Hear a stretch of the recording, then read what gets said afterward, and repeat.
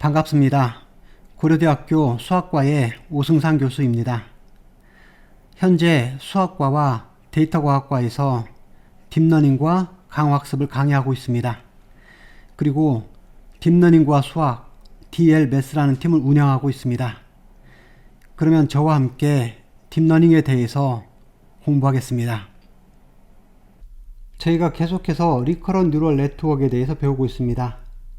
지난 시간에는 RNN에서의 백프로파게이션인 백프로파게이션 through time이라는 것을 배웠습니다. 오늘은 이것을 좀 더 발전을 시켜서 truncated backpropagation through time이라는 것을 배워보겠습니다. 그래서 오늘 내용을 하기 전에 먼저는 지난번에 배웠던 backpropagation through time에서의 weight update 하는 방식을 다시 한번 살펴보겠습니다. 여기 보면은 심플 RNN의 구조가 이렇게 있는데 저희는 이것을 바로 보지 않고 이 오른쪽에 있는 것처럼 펼쳐서 본다고 했죠. 이렇게 펼쳐서 보는 방법을 unfolded network이라고 합니다. 여기 XT라는 current input이 들어왔을 때 이 current input 하나만 보는 것이 아니라 이전에 있던 X0부터 이 XT까지 모든 데이터를 이 unfolded network에다가 다 집어넣는 거잖아요. 그래서 이것을 하나의 큰 인풋 데이터로 생각하는 겁니다. 그러니까 실제로 이 구조는 하나의 큰 feed forward 뉴럴 네트워크가 되는 거죠. 그럼 이 구조에서 저희가 forward 패스도 하고 back propagation도 진행을 합니다.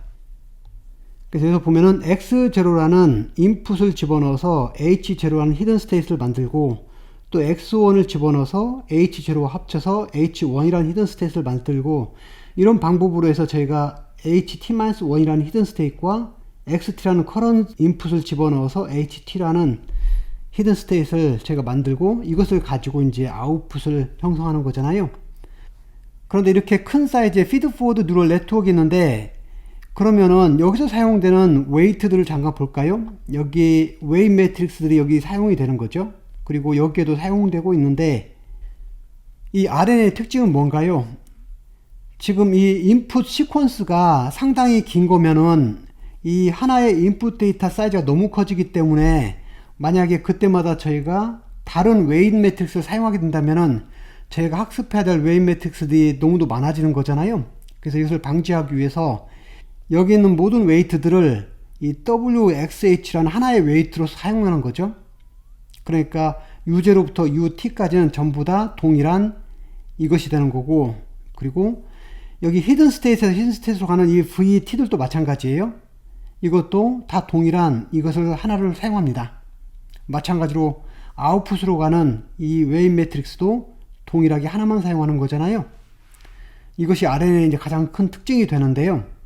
한번 먼저 이것을 생각해 보겠습니다. 대표적인 예로 자연어 처리, Natural Language Processing이라고 하는 이 NLP에서는 그래서 NLP에서는 인풋으로 받아들이는 것이 단어들의 시퀀스인 어떤 문장이 되는 거죠. 그럼 각 단어들을 여기는 XI, 인풋으로 생각을 할 수 있는데요. 이 XI가 단어 하나하나를 말한다면은 실제로 저희가 인풋으로 집어넣는 데이터는 이 단어를 의미하는 워드 임베딩이라는 것을 집어넣습니다.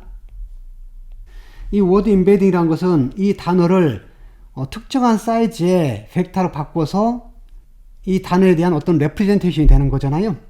만약에 이 워드 임베딩의 디멘전을 저희가 100이라고 하겠습니다.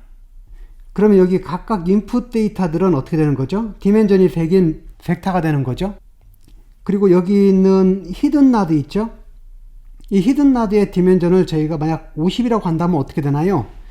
여기 디멘전은 100이고 여기 디멘전이 50이면은 여긴 U라는 웨이트 매트릭스는 몇 개의 웨이트를 가지고 있는 거죠? 총 5000개의 웨이트를 가지고 있는 거네요.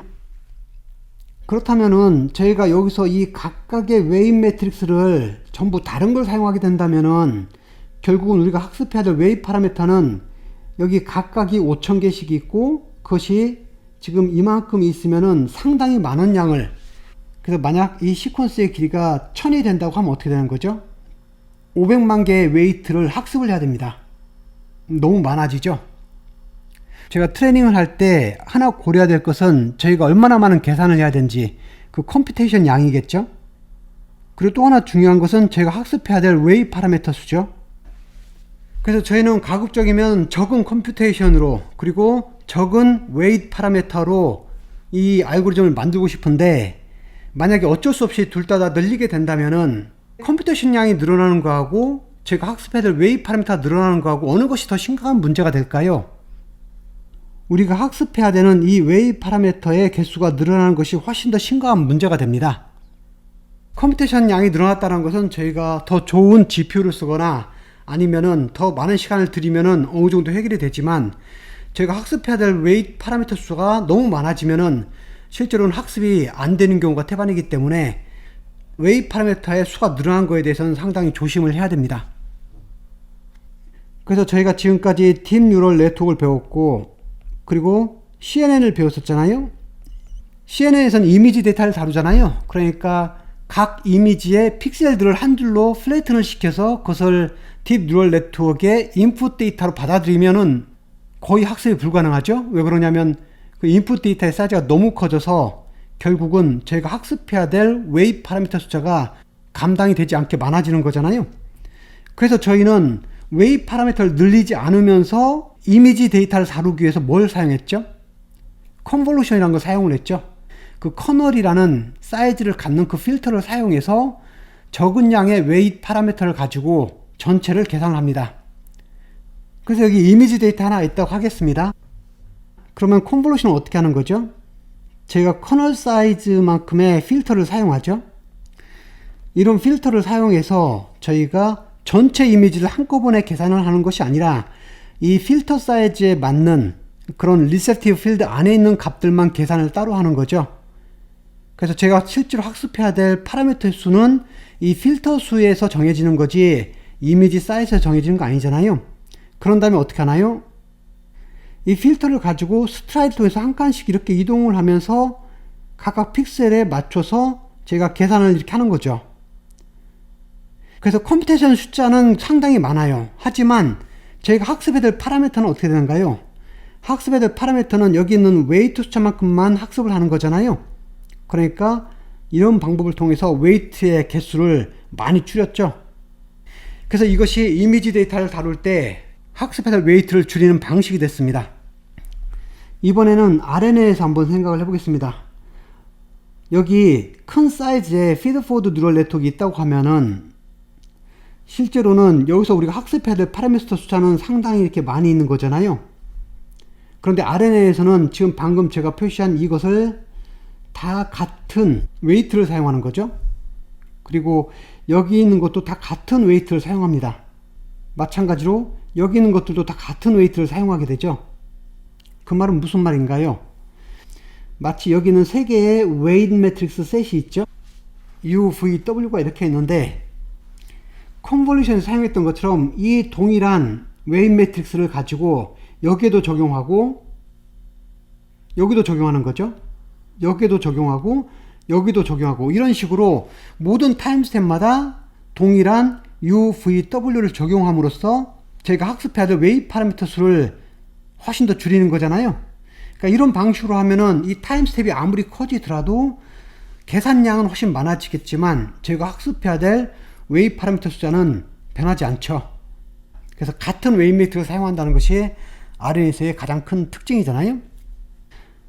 그런데 문제는 여기 있는 웨이트들을 저희가 동일한 것을 사용한다고 하면은 포워드 패스 할 때는 별 문제가 없죠. 각각에 대해서 여기 인풋 값을 집어넣어서 계산만 하면 되는 거잖아요. 그런데 이제 이 웨이트를 업데이트 한다고 생각을 해보겠습니다. 그때는 얘기가 좀 달라지네요. 왜 그러냐면은 지금 여기 있는 웨이트에 대해서 제가 그라디언트를 계산을 할 때는 여기 진행 방향에 대해서 제가 체인 룰을 쓰는 거죠. 그런데 여기 있는 웨이트에 대해서 업데이트 할 때는 이 방향으로 진행하는 것으로 인해서 체인 룰을 사용해서 그라디언트를 계산합니다. 여기하고 여기는 그라디언트가 서로 다릅니다. 그래서 백프로파게이션 스루 타임은 어떻게 한다는 건가요? 여기 각각마다 같은 위치에 있는 웨이트들이 있는데 그 웨이트들이 그라디언트 값이 다 다르게 나오잖아요. 그런데 이것을 업데이트를 한 가지 방법을 하기 위해서 결국은 각각의 그라디언트 값들을 썸을 내서 아니면 평균을 내서 그 값으로 대표적으로 여기 U에 대한 웨이 파라미터들을 업데이트 한다고 했죠. 이것이 백 프로파게이션 스루 타임이 됩니다. 학습해야 되는 파라미터는 이것과 이겁니다. 그래서 타임 스텝하고 관계가 없죠. 이렇게 해서 저희가 학습해야 될 웨이 파라미터 수를 줄이는 거죠. 그런데 만약에 타임 스텝이 아주 많이 커졌다고 하겠습니다. 그러면 학습해야 될 파라미터 숫자는 크지는 않지만 여기에 인풋으로 들어가는 데이터 사이즈가 너무 커지겠죠. 이 타임 스텝이 많이 지났을 때 저희는 굳이 처음부터 이 데이터를 살펴보지 않고 중간부터만 보더라도 충분할 때가 많이 있습니다. 그래서 비교적 최근에 몇십 개만 가지고도 판단해도 충분한 경우들이 있죠. 굳이 여기 X0부터 보지 않아도 되는 경우들이 있습니다. 그런 경우는 저희가 이 앞부분을 다 보는 것이 아니라 최근 몇 개만 보겠다.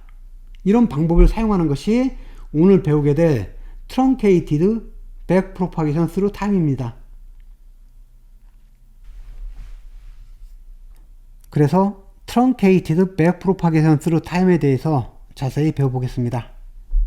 기존의 Backpropagation Through Time 같은 경우는 조금 전에 설명한 것처럼 저희가 학습해야 될 시퀀셜 데이터가 너무 길다고 할 때 그런 문제에 대해서는 이 RNN을 학습하는데 계산량이 너무도 많기 때문에 상당히 속도가 느려지겠죠.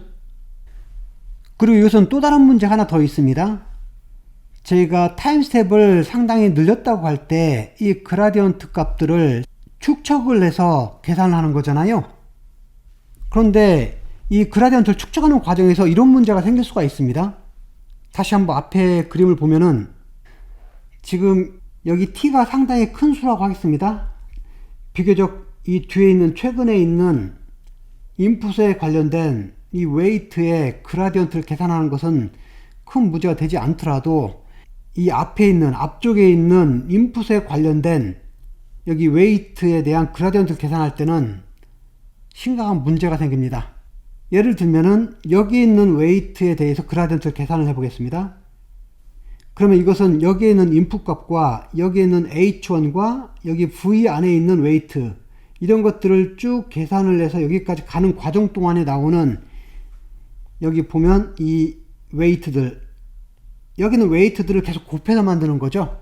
그라디언트들은 여기 각각에 있는 이 HI 값들과 그리고 방금 표시한 이 VI 안에 있는 웨이트 값들의 곱으로 표현이 될 겁니다.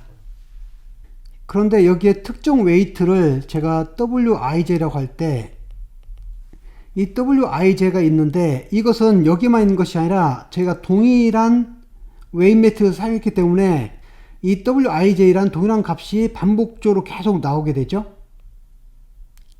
그 말은 여기에 있는 그라디언트를 계산을 할 때 이 값이 반복적으로 곱해진다는 거예요.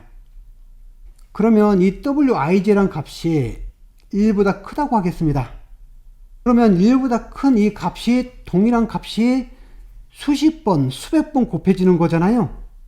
그러면은 이때 사용되는 이 그라디언트 값이 너무 커지겠죠? 반대로 여기 각각의 웨이트 매트릭스에서의 가장 큰 값을 저희가 WIJ라고 할 때 이 WIJ의 값이 1보다 훨씬 작다라고 하겠습니다. 이 WIJ라는 것이 이 웨이트 매트릭스에서 가장 큰 값인데 그 값이 1보다 작다라고 했는데 그것이 반복적으로 같은 값이 나오는 거죠. 그러니까 가장 큰 값인데 그것이 반복적으로 나오는데 1보다 작기 때문에 이게 여러 단계를 걸치면서 이것을 다 곱해주면 어떻게 되는 거죠? 그것을 곱한 값은 상당히 0에 가까워지겠죠? 그 경우에는 여기 있는 그라디언 값이 너무 작아져서 0에 가까워진다는 말이잖아요. 그래서 결국은 이 그라디언트가 너무 커지거나 아니면 0에 가깝게 되거나 이런 문제가 생깁니다.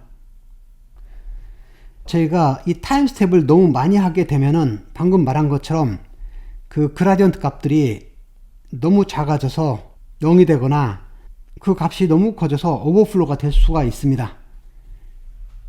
이 두 가지 문제를 막기 위해서는 백프로파게이션을 할 때 x0부터 xt까지 전체를 다 하는 것이 아니라 xt를 기준으로 이전으로 저희가 많이 움직이지 않고 중간에 적당히 끊어주면 되는 거죠. 그것을 여기서 말하는 Truncated Backpropagation Through Time이라고 합니다. 그래서 이것은 뭐냐면은 백프로파게이션을 저희가 진행할 때 여기 백워드 패스 있죠? 그래서 여기 백워드로 가는 그 타임 스텝의 수를 저희가 제한하는 겁니다.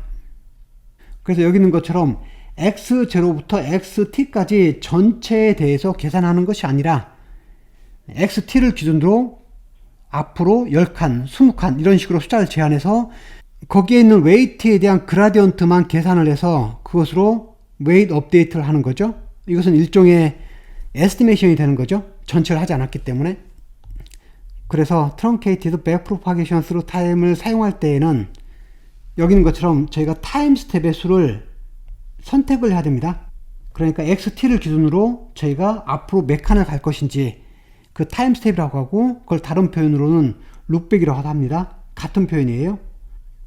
그래서 이것은 저희가 정해줘야 되기 때문에 하이퍼 파라미터가 되는 겁니다. 그래서 여기에 아주 긴 인풋 시퀀스가 있다고 하겠습니다. 그럼 이 인풋 시퀀스를 이 타임 스텝 개수에 맞춰서 잘라줘요. 그것을 저희가 서브 시퀀스라고 합니다. 이런 식으로 인풋 시퀀스가 있다고 하겠습니다. 각각 xi들은 인풋 데이터예요. 그래서 여기서 얘로 타임 스텝을 5로 잡으면은 이렇게 5개씩 묶어서 하나의 세트가 되는 거죠. 그 다음에 이 5개가 하나의 세트가 되고 이런 식으로 5개씩이 하나의 세트가 되는 거죠.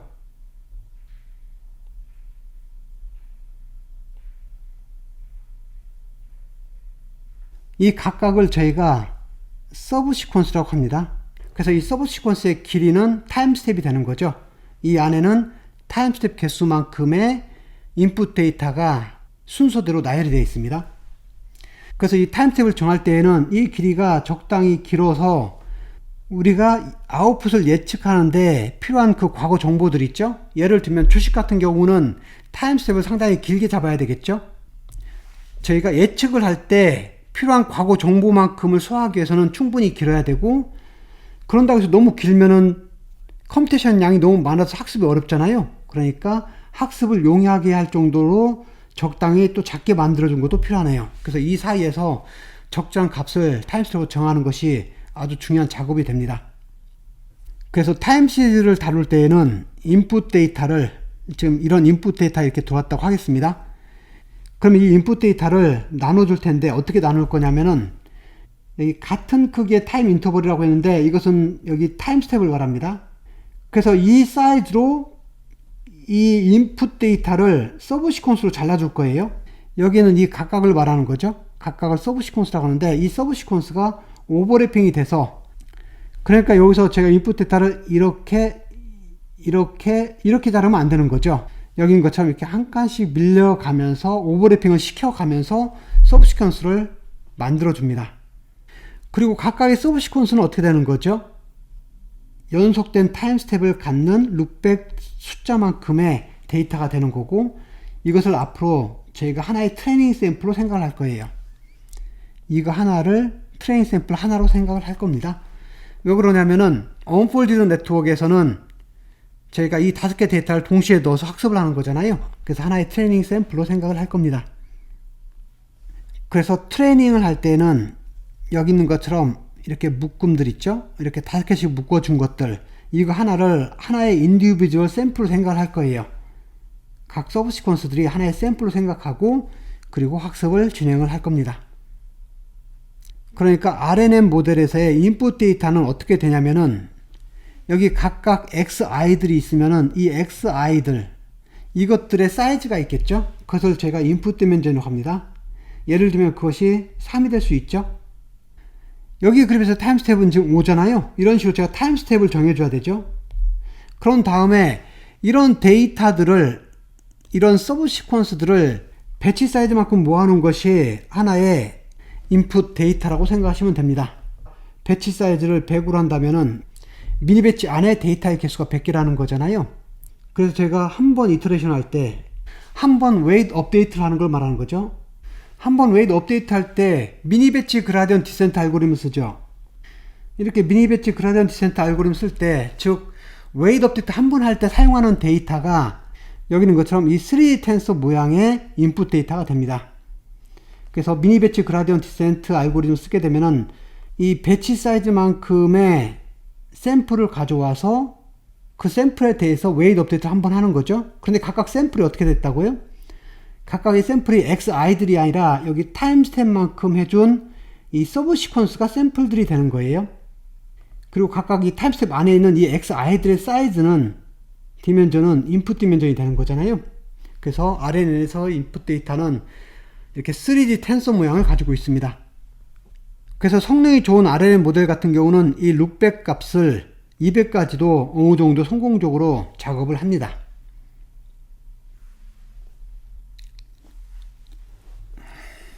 여기 심플 RNN 모델을 묘사한 그림을 그려봤는데요. 이 그림은 이제 다 이해하시죠? 언폴디드 네트워크로 그린 겁니다. 그래서 여기 5개의 인풋으로 된 시퀀스를 가지고 저희가 언폴디드 네트워크에다가 이것을 인풋으로 집어넣는다고 생각을 해보면은, 그럼 여기 앞에 xt-4가 이것을 가지고 저희가 ht-4를 만들고 그 다음에 xt-3이라는 인풋이 들어오면은 그것을 가지고 이 ht-4 합쳐서 그것을 가지고 ht-3를 만들잖아요.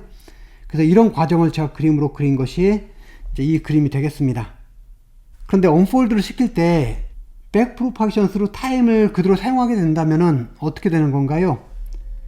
처음엔 좀 괜찮은데 제가 타임 스텝이 점점 지나면서 이 길이가 점점 길어지게 되죠. 왜 그러냐면 x0부터 xt까지 전체를 저희가 인풋으로 집어넣어야 되잖아요. 그러면은 이 타임 스텝이 점점 커지면 커질수록 계산해야 될 그 계산량은 엄청나게 되는 거죠. 그리고 또 하나는 여기 x0에서부터 시작해서 이쪽으로 가는 동안에 그 그라디언 값이 너무 커지거나 아니면은 0에 가까워서 학습이 제대로 안 될 수가 있습니다. 그래서 이것을 막기 위한 방법이 Truncated Backpropagation Through Time이라고 했습니다. 그래서 타임 스텝을 만약에 5라고 한다면은 여기 보면 5개를 하고 그 다음 5개 할 때는 이 앞부분을 사용하지 않는 거죠. 그 다음 5개를 할 때는 이 앞부분 2개는 제가 무시하는 거예요. 그래서 Truncated Backpropagation Through Time을 쓰게 되면은 여기 있는 것처럼 Unfolded 네트워크를 그릴 때 이게 5개로 다 정해지는 거죠. 더 이상 더 커지지가 않습니다. 그런 상태에서 인풋 데이터를 어떻게 한다고 했었죠? 타임 스텝이 5이니까 가장 적은 5개만 가져와서 그걸로 서브 시퀀스를 만든다고 했죠. 그리고 그게 하나의 샘플이 된다고 했습니다. 그러니까 T타임에서는 어떻게 되는 거죠? 여기 5개 모아놓은 이거 하나가 이 피드포워드 뉴럴 네트워크의 인풋이 되는 겁니다. 그리고 이것을 한 칸씩 더 슬라이드를 해서 제가 샘플들을 계속 만들어냅니다. 그래서 두 번째는 xt-3부터 시작해서 이렇게 xt 플러스 1까지 이런 샘플을 만들고 그 다음에 xt-2에서부터 시작해서 xt 플러스 2까지 이렇게 해서 5개의 인풋 데이터로 된 이런 서브 시퀀스들을 계속 만들어서 이것들을 각각 이 피드포워드 뉴럴 네트워크의 인풋으로 생각한다고 했죠. 그리고 배치 사이즈를 5라고 한다면은 이런 것들을 5개를 모아놓은 이것이 하나의 웨이트 업데이트 할 때 사용되는 데이터가 됩니다. 그러면 여기에서 웨이트 업데이트를 다시 한번 살펴보겠습니다.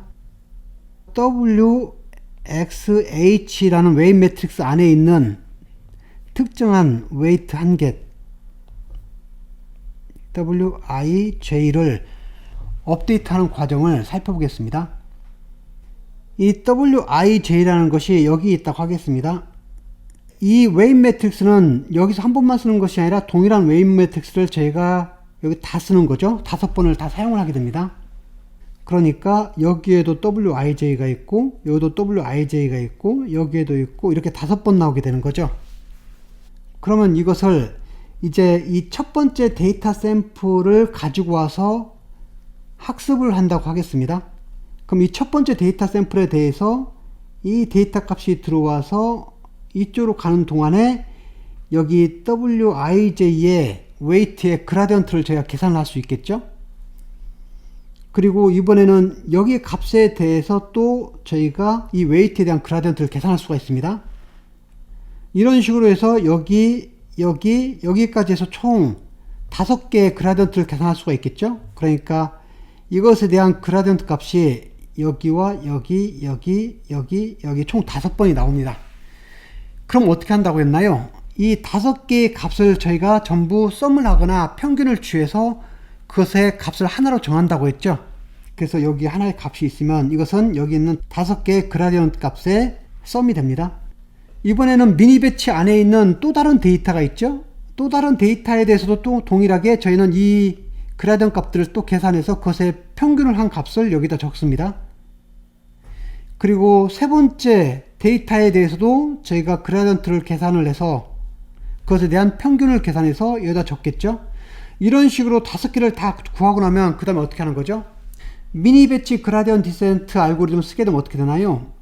이 5개의 그라디언트 값을 전부 썸을 해서 그 값으로 이것을 업데이트 하는 거죠. 그러니까 결국 여기에는 이 웨이트를 업데이트 할 때 사용된 그라디언트는 총 각 데이터마다 저희가 그라디언트를 5개를 계산하고 그런 데이터가 총 5개가 있으니까 결국은 이 경우에는 25개의 그라디언트 값을 계산한 다음에 그것을 썸해서 그것으로 가지고 여기서 업데이트를 하게 됩니다. 이것이 실제 코딩에서 웨이트가 업데이트 되는 방식입니다. 그래서 또 하나 언급해야 될 부분이 여기 각각의 샘플을 보겠습니다. 이 샘플 안에는 타임스텝이 오기 때문에 5개의 데이터가 이렇게 나열되어 있습니다. 그럼 이 사이에는 순서가 정해져 있죠.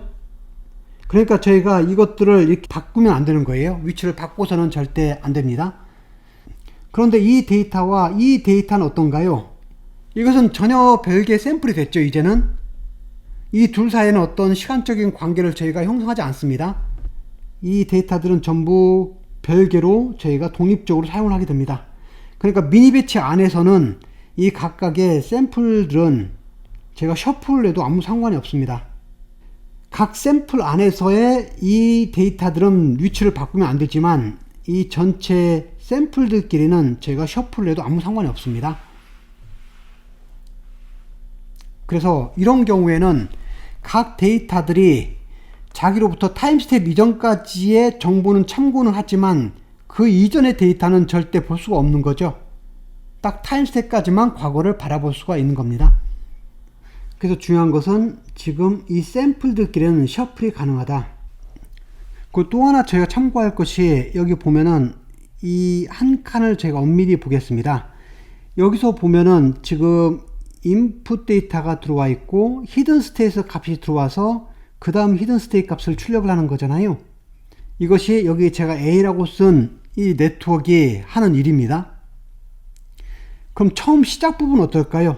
처음 시작 부분은 여기도 마찬가지로 인풋이 들어오고 또 히든 스테이트가 이거 와 있어야 되잖아요.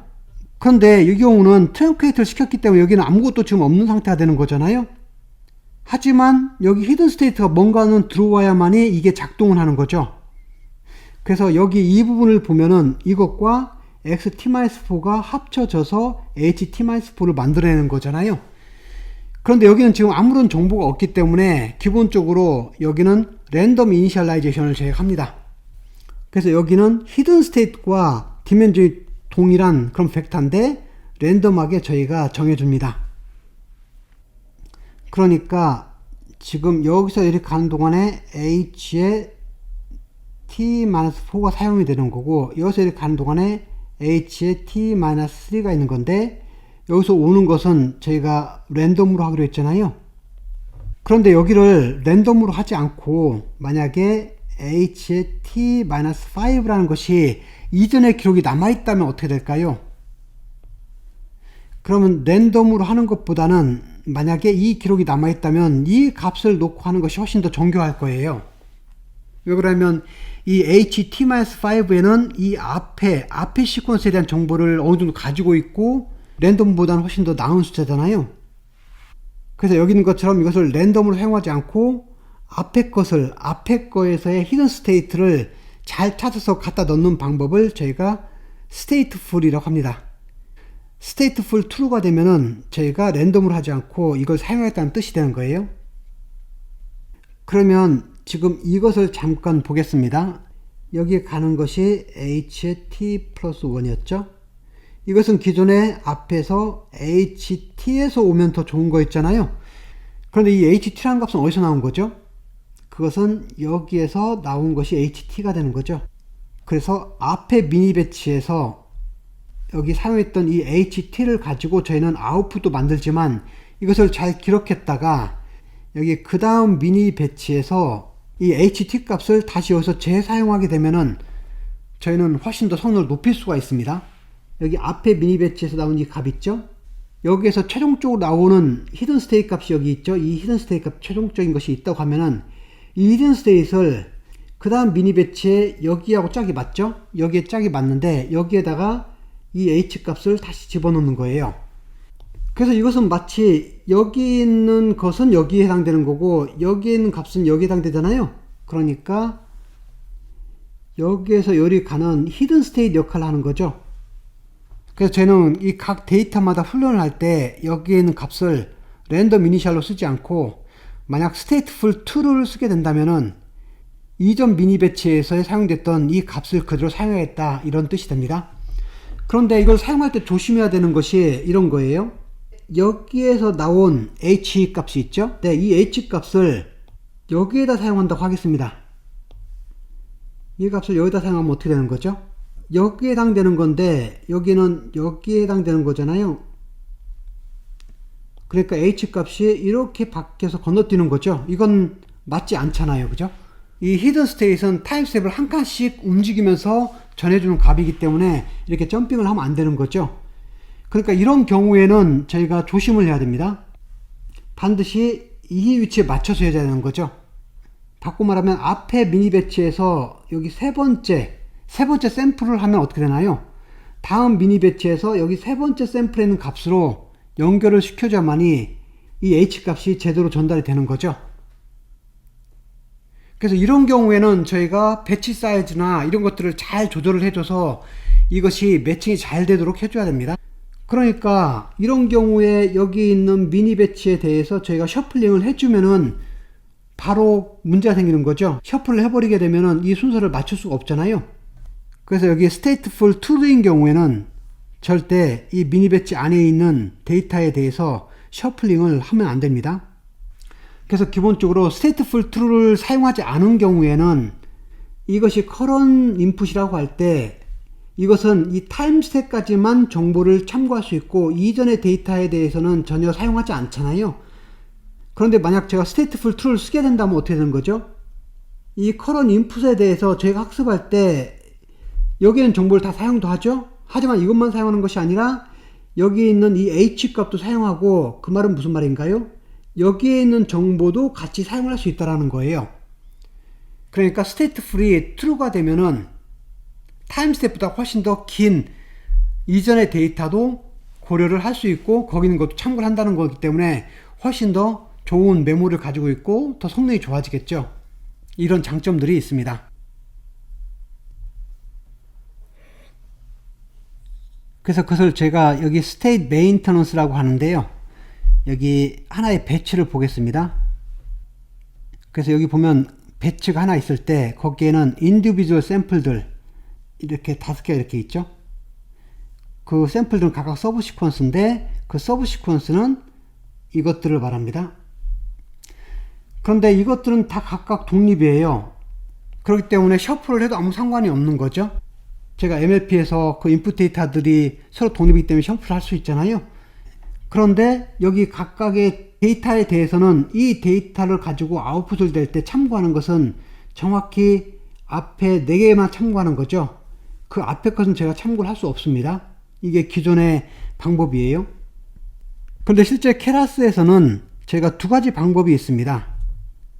뭐냐면은 여기 히든 스테이트 있죠. RNA 히든 스테이트 있고, 제가 LSTM을 배우게 되면은 여기 히든 스테이트에다가 셀 스테이트를 더해서 2가지를 같이 움직일 건데, 지금 RNA만 볼 때는 히든 스테이트만 생각을 해보겠습니다.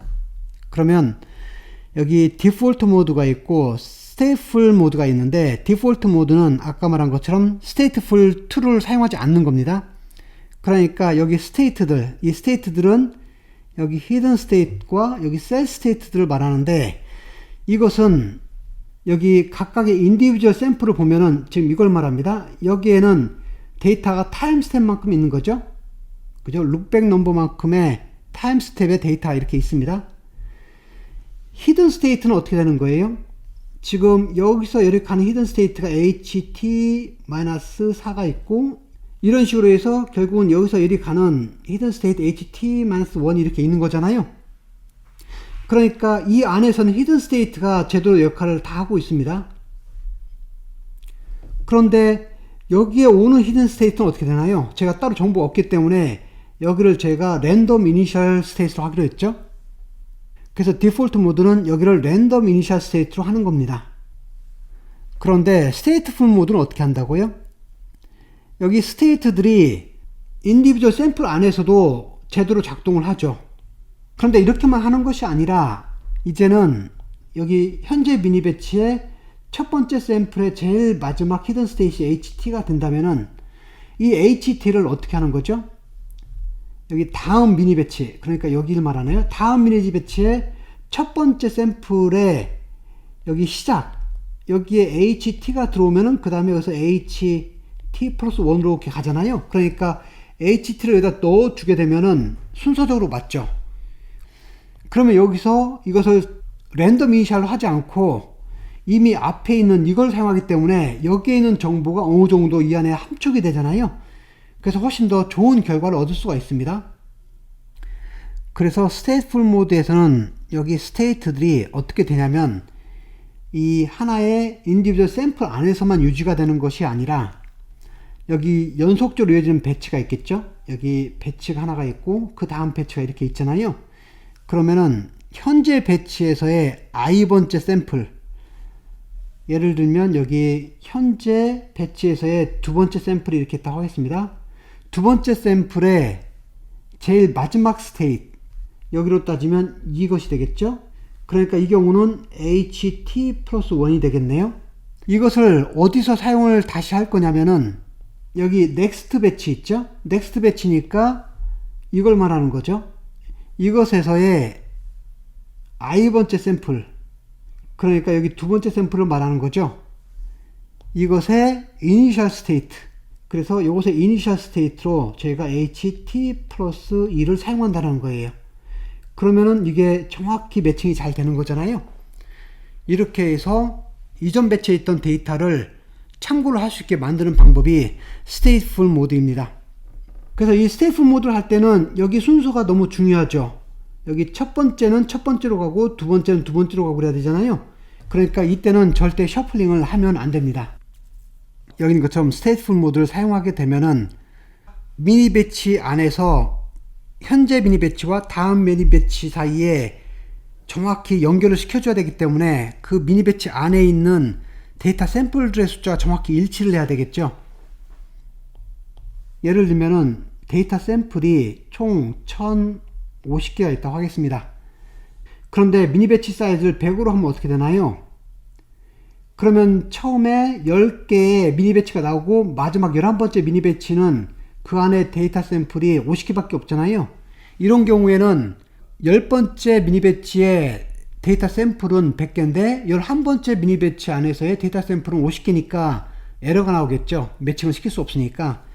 그래서 여기 있는 것처럼 스테이트풀 모드를 사용할 때는 미니 배치 사이즈가 전체 샘플의 숫자를 나누는 숫자가 돼야 됩니다. 그래야만이 각 미니 배치 안에 데이터 샘플들의 개수가 일치가 됩니다. 그리고 현재 미니 배치와 그 다음 미니 배치가 연속해서 있다고 할 때, 이게 연속된 배치라고 할 때, 그 다음 미니 배치에서의 i번째 샘플은 현재 미니 배치의 i번째 샘플에 쭉 이어지는 것이 돼야 되는 거죠. 그래야만이 정확한 HT를 제가 전달할 수 있는 거잖아요. 그래서 각 미니 배치별로 i번째 샘플은 그 다음 미니 배치에서 i번째 샘플로 정확히 이어지는 걸 맞춰야 되는 겁니다.